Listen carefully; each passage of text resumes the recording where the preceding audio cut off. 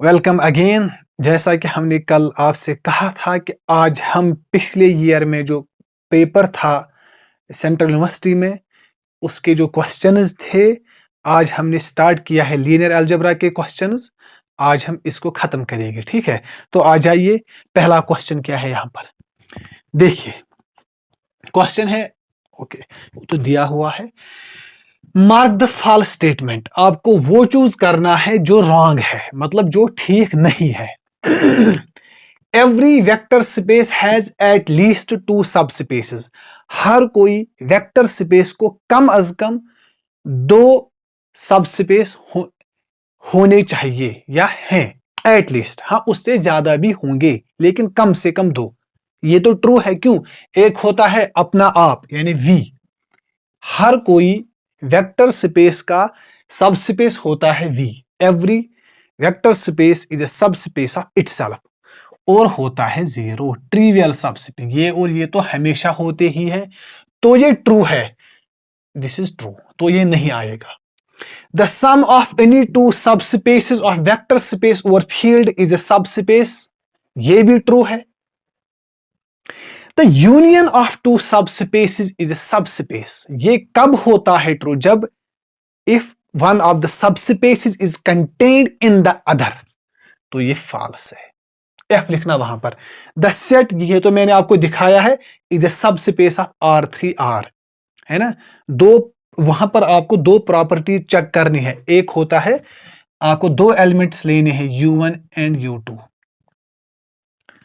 आप ले लीजिए x x x U1 और आप ले लीजिए y y y U2। आप उनको सम कीजिए, वहां आ जाएगा x plus y x plus y x plus y. तो वो इसी में कंटेन है ना। U plus U1 plus U2 x plus y x plus y x plus y, है ना। तो ये इसी में कंटेन है। बिलोंग्स टू, या इसी में कंटेन है, बिलोंग्स टू, यस।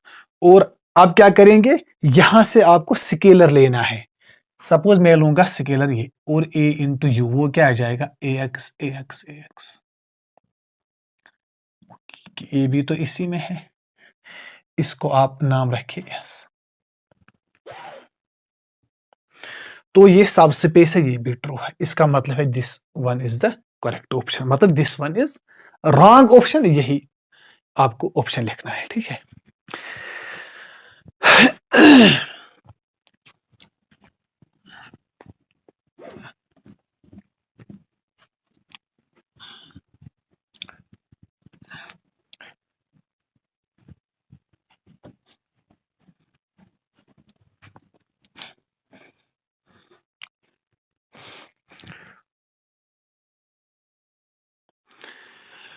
आ जाइए एक और क्वेश्चन पे। देखिए यहां पर आपको चूज करना है मार्क करेक्ट।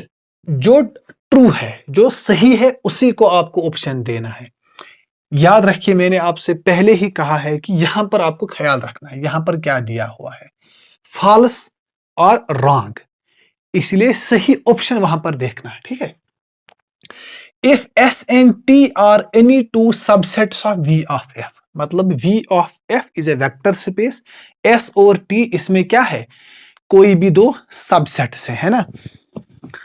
देन ये कहता है अगर ये दोनों, if S then S not equal to T, मतलब ये दोनों इक्वल नहीं है। अगर ये है, क्या ये सही है? Linear span of S is not equal to linear span of T। क्या ये सही है? देखिए, अगर मैं सपोज लूंगा V is equal to R, R और R, ठीक है।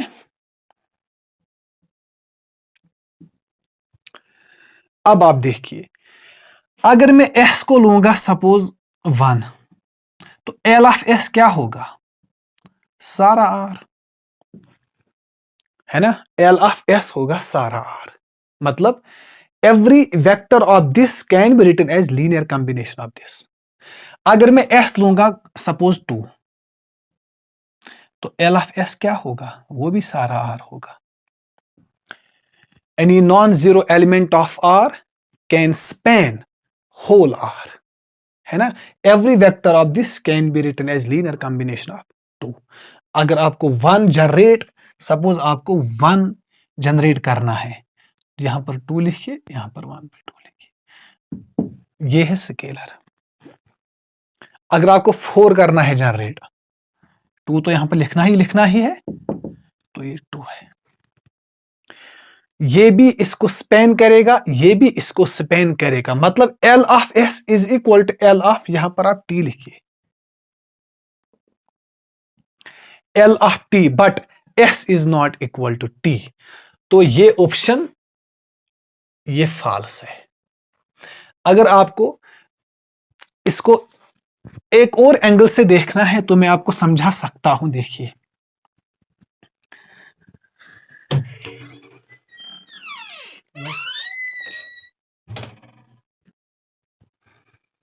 Suppose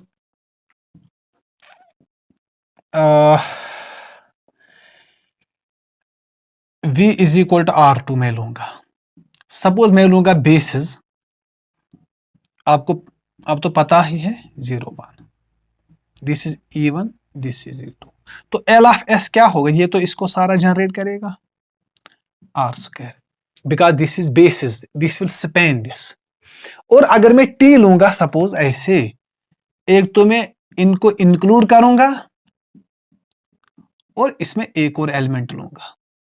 you can easily check that L of T is equal to R square, L of T is equal to R square. Sir कैसे, देखिए आप इनको matrix बनाइए, 1 0 0 1, है ना, 1 1। तो इसका क्या है, इसका जो डायमेंशन है वो 2 है ना। these vectors will span the subspace of R square, ठीक है। ये उस सबस्पेस को स्पेन करेंगे which equivalent to R square. अगर आपको याद होगा, number of non zero rows in echelon form, याद पड़ गया शायद, ठीक है। तो but L of T is also R square, L of S is also R square, but S is not equal to T. तो मैंने, आई होप कि आपको यह समझ आ गया होगा। इसको मैंने यहां पर एक्सप्लेन करने की भरपूर कोशिश की है, तो ये नहीं आएगा। Every super set of linearly independent set is linearly independent, मैंने आपको ये दिखाया है। क्या आ जाएगा इसका आंसर, देखिए। एवरी सुपर सेट, सपोज मैं लूंगा S is 1, this is L I, याद है ना, नॉन जीरो एलिमेंट। अगर मैं टी लूंगा, सपोज 0 में इंक्लूड करूंगा, is L D any set containing 0 is linearly dependent, but ये कह रहा है but T is super set of S, S is contained in T, but this is linearly dependent, ये भी नहीं आ जाएगा। Every subset of linearly dependent set is linearly dependent, क्या आ जाएगा, नहीं आ जाएगा। कैसे, एज यू नो, यही एग्जांपल ले लीजिए, टी इज लीनियरली डिपेंडेंट। अब मैं इसका सबसेट लूंगा, suppose 1, this is linearly independent. ये क्या कह रहा है, every subset of linearly dependent set is linearly dependent, but S is linearly independent, ये भी खत्म। तो एक ही ऑप्शन रह गया, every super set of linearly dependent set is linearly dependent. Okay,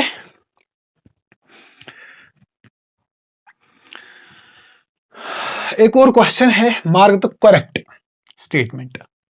देखिए, every vector space has unique basis, क्या ये सही है, कहां सही है। Suppose I will take R2, आप तो जानते हैं इसकी बेसिस एक तो होती है स्टैंडर्ड 1 0 0, ये तो बेसिस है ना। I can take any linearly independent set, आपको just you have to take 2 vectors, because इसका जो डायमेंशन है वो तो 2 है। Just take 2 vectors which are linearly independent, there are infinite number of, है ना। हाँ, एलिमेंट जो होंगे बेसिस में वो तो नंबर उनका 2 ही होगा, नंबर उनका सेम होगा, लेकिन एक ही बेसिस नहीं हो सकती है, बहुत सारे बेसिस हो सकते हैं। सपोज 1 2 3 4 आप ले सकते हैं, है ना। This is also linearly independent and this is also a basis. So S and T R two distinct basis, लेकिन ये क्या कह रहा है, यूनिक, ये तो हो ही नहीं सकता, फॉल्स। यहां पर आ जाइए, बहुत ही अच्छा यहां पर ऑप्शन दिया हुआ है, इसलिए इसने बहुत सारे स्टेटमेंट्स दिए हैं। इसमें नॉलेज अगर आपके पास हो तो आप ये खुद कर सकते हैं बहुत आसानी से, ठीक है। ये कहता है every basis of R3R can be extended, उसको हम एक्सटेंड कर सकते हैं। ये एक अलग कॉन्सेप्ट है एक्सटेंशन ऑफ बेसिस, लेकिन मैं आपको यहां पर आसान लैंग्वेज में समझाऊंगा। Any basis of R3R can be extended to a basis of R4R। ये अब देखिए R3R में जो बेसिस होगा वो क्या होगा, वो क्या हो सकता है, उसमें 3 एलिमेंट्स होंगे, है ना। और हर एक में क्या होगा, हर एक में 3 एलिमेंट्स होंगे, एक वेक्टर, 2 वेक्टर, 3 वेक्टर। इसमें 3 वेक्टर्स होंगे बिकॉज इसका डायमेंशन 3 है ना। सपोज मैं ले सकता हूं 1 0 0 0 1 0 0 0 1। This is a basis of R3।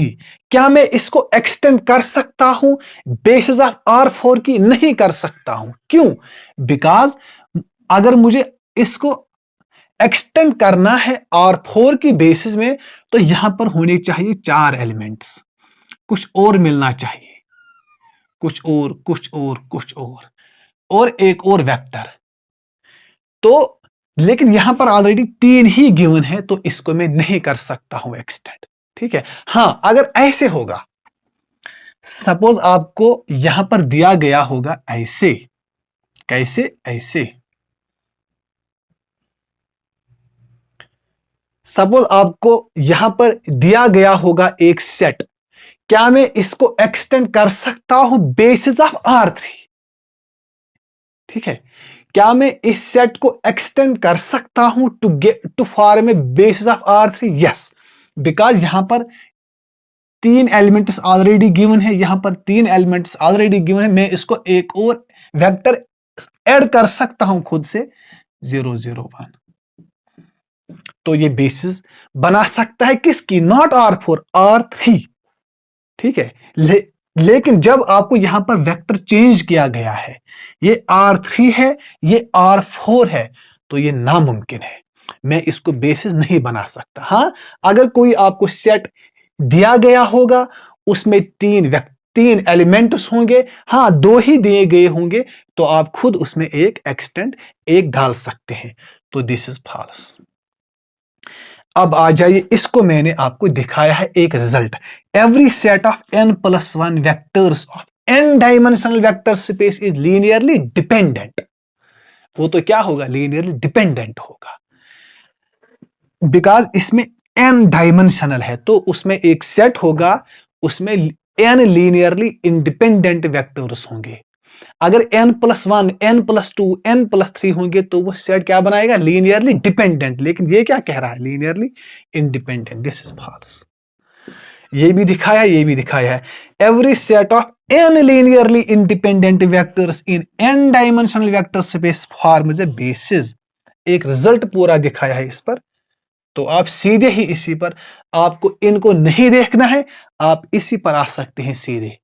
जो भी आपको चारों में से सही लगे उसी को आप ऑप्ट करें, लेकिन मैंने आपको यहां पर चारों की एक्सप्लेनेशन दी है, ठीक है। तो आई होप आपको ये समझ आ गया होगा। देखिए, एक और कॉन्सेप्ट है लीनियर ट्रांसफॉर्मेशन का कॉन्सेप्ट। देखिए, इन क्वेश्चंस को आपको कैसे करना है। अगर आपने ये समझ लिया तो आप इस टाइप के जो क्वेश्चंस हैं वो आप वहां पर खुद कर सकते हैं, ठीक है। और ये बहुत ही इंपॉर्टेंट क्वेश्चन है। ये हायर जो एग्जाम्स होते हैं ना, कॉम्पिटिटिव एग्जाम्स, एंट्रांस और नेट और सेट, उसमें ये इस अंदाज से क्वेश्चंस पूछे जाते हैं, ठीक है।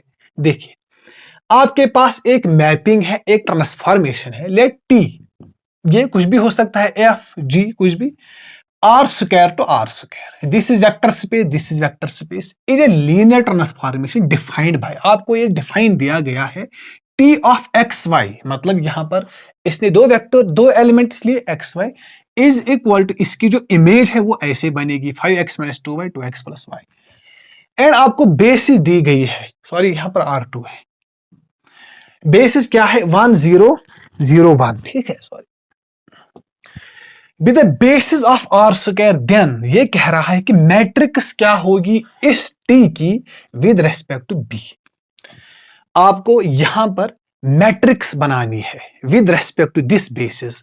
देखिए यहां पर कुछ भी बेसिस हो सकती है ना, लेकिन इसने आपकी आसानी के लिए स्टैंडर्ड बेसिस दी है। अगर यहां पर आपको बेसिस चेंज की गई है या दिया गया है तो आप उसको भी कर सकते हैं, ठीक है। देखिए क्या करना है, इसको आप पहले ये वाला एलिमेंट ले लीजिए, फिर आप ये वाला एलिमेंट ले लीजिए। सपोज मैं इसको नाम रखूंगा u और इसको मैं नाम रखूंगा v,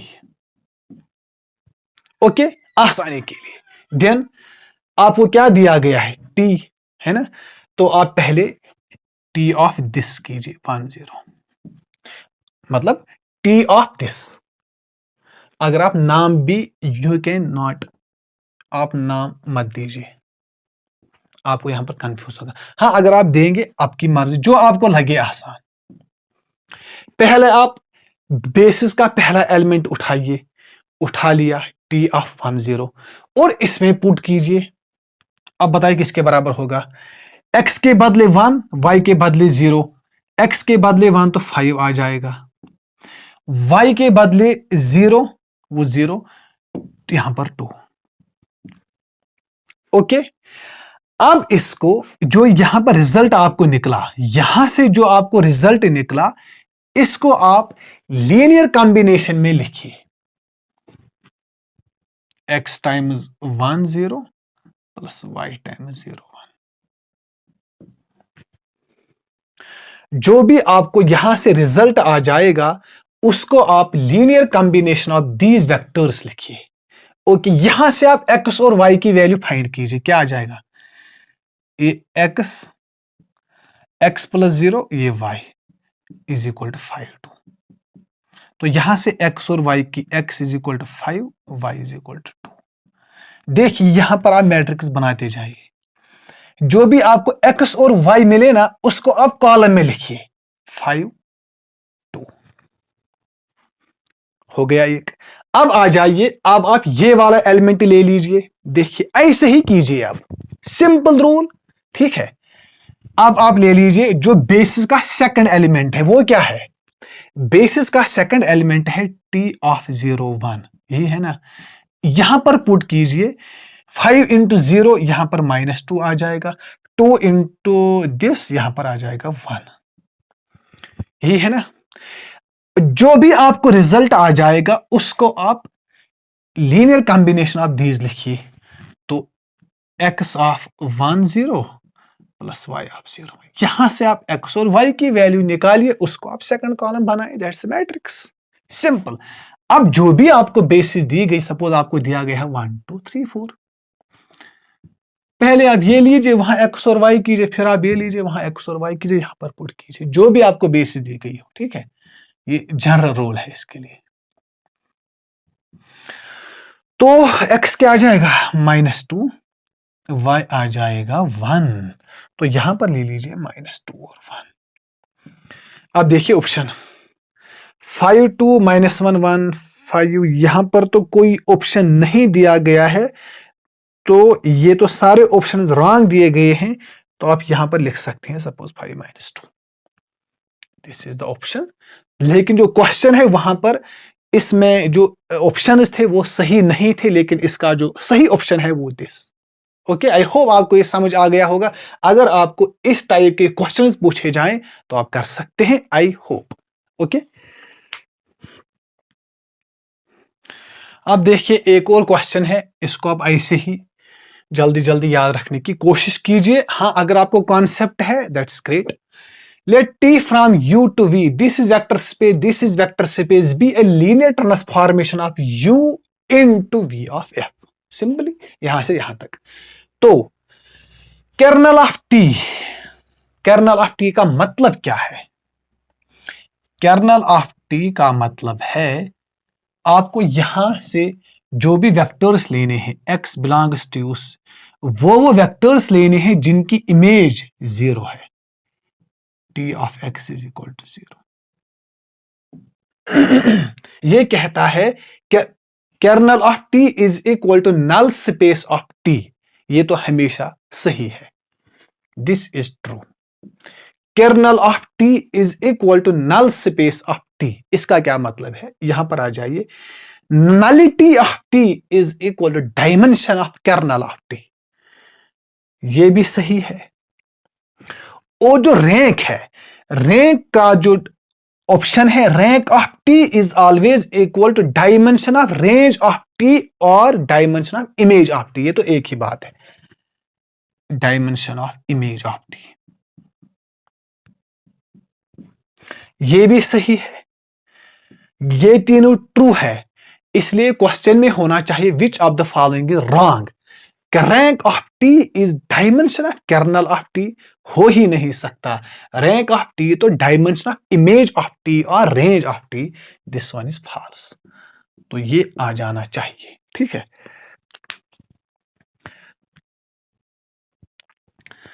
देखिए एक और क्वेश्चन है लीनियर ट्रांसफॉर्मेशन का, इसलिए लीनियर ट्रांसफॉर्मेशन एक बहुत ही इंपॉर्टेंट टॉपिक है। इसको आप जितना चाहो समझ सकते हैं, ठीक है, बुक से या किसी और टॉपिक से, ठीक है।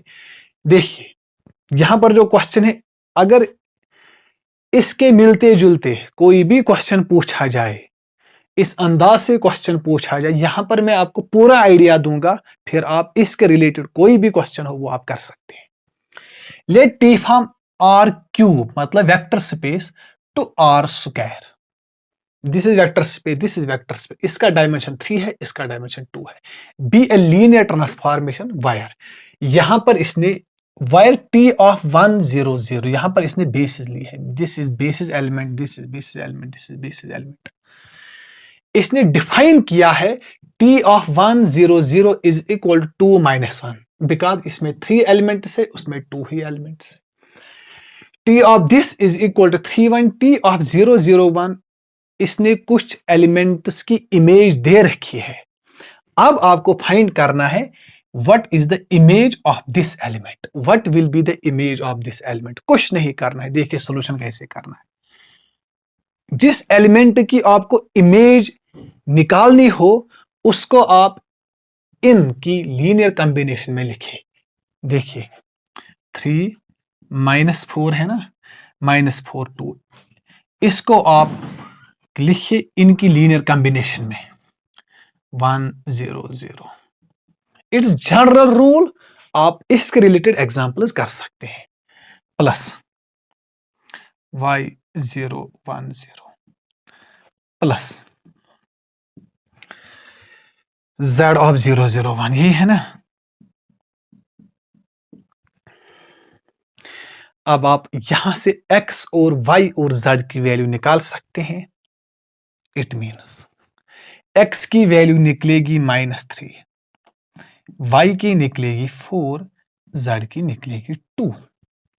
तो इसका क्या मतलब है? देयरफॉर यहां से तो आसान है। पहले देखिए इसने यहां पर आपके लिए आसानी रखी है कि इसने बेसिस एलिमेंट दिए हैं, तो वहां अगर कुछ भी दिया गया होगा तो just find the values of x y and z, ठीक है, just find the values of x y and z and then put it back. तो ये आ जाए किसके बराबर आ जाएगा? -3 1 0 0 प्लस y का क्या निकला? 4 0 1 0। लेट मी सी, आपको दिखता है? हाँ, प्लस 2 टाइम्स 0 0 1, यही है। हाँ, तो उसके बाद क्या करना है आपको? तो इसकी इमेज निकालनी है। आप t अप्लाई कीजिए, t ऑफ -3 4, वहां भी t अप्लाई कीजिए, t of 0 0 1, plus 4 times T.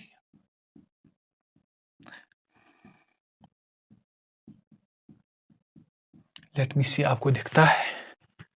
हाँ, तो अब आप वैल्यू यहां से अब यहां पर आ जाइए।